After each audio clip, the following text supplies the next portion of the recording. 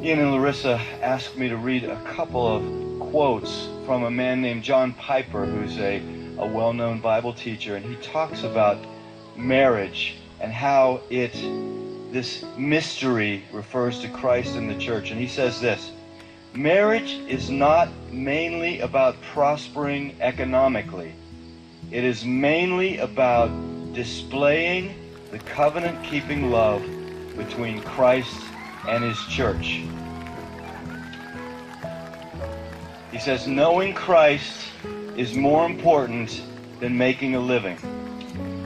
Treasuring Christ is more important than bearing children. Either way, it is short. It may have many bright days, or it may be covered with clouds.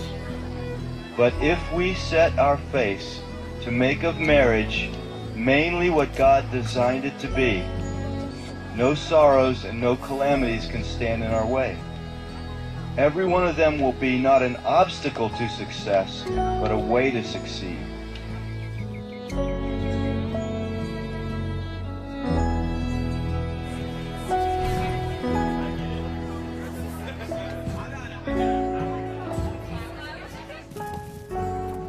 The beauty of the covenant-keeping love between Christ and his church shines brightest when nothing but Christ can sustain it.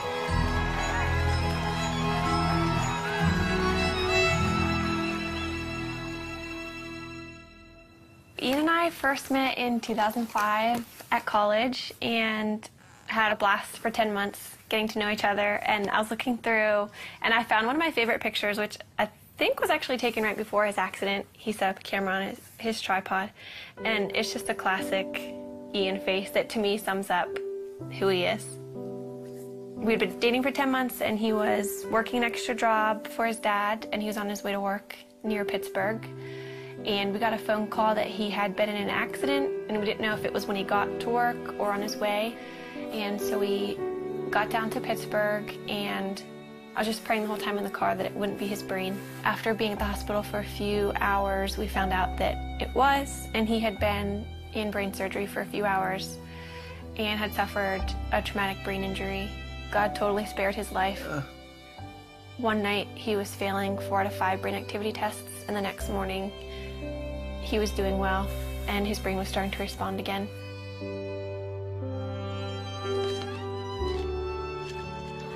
I moved in with his family after the accident, so I was really involved in his therapy and just did whatever I could to make his life fun. We'd go out on dates, and looking back, it's weird because he couldn't talk and he couldn't eat. So we probably looked like complete weirdos being on dates, but we had a blast, and I just talked to him all the time. I knew that before Ian's accident, he was very serious about marriage and was ring shopping, so I knew where he was, and that helped me so much. After he couldn't talk, I knew that he loved me, and I knew where he wanted the relationship to go because we were dating very intentionally. We just prayed that marriage would someday happen and watched all of our friends get married and start having families. That was challenging, but we just tried to hold out hope that that would be us someday.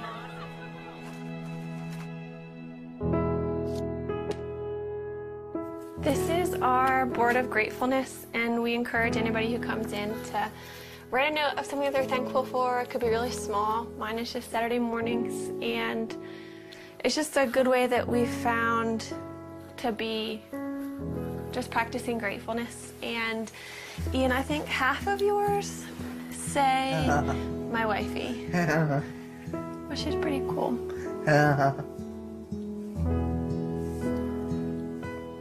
We decided that We couldn't really consider marriage as an option until Ian was able to communicate. But if he could communicate with me, then we could have a marriage, knowing it would be really different.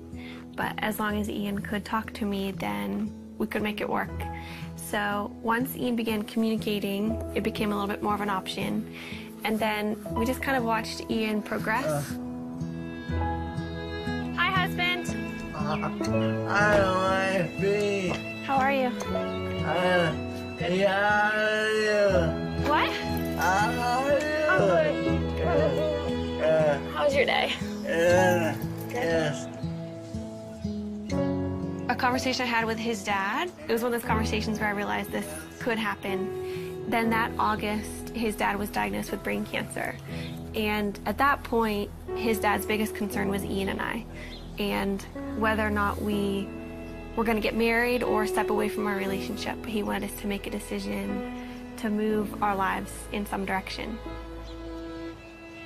He passed away before he was able to see us get engaged, but that was a huge impetus in why we started to pursue engagement.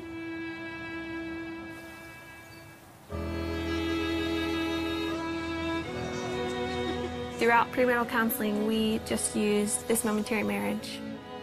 It was so helpful because John Piper talked a lot about primary things and secondary things, which is really important for us because when we're walking out our marriage practically, Ian can't do the secondary things like working or making a meal for me. Everything that's primary, though, he can do, which is leading me spiritually.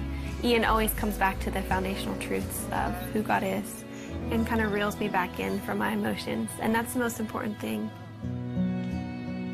We have two friends that we're going through the book with.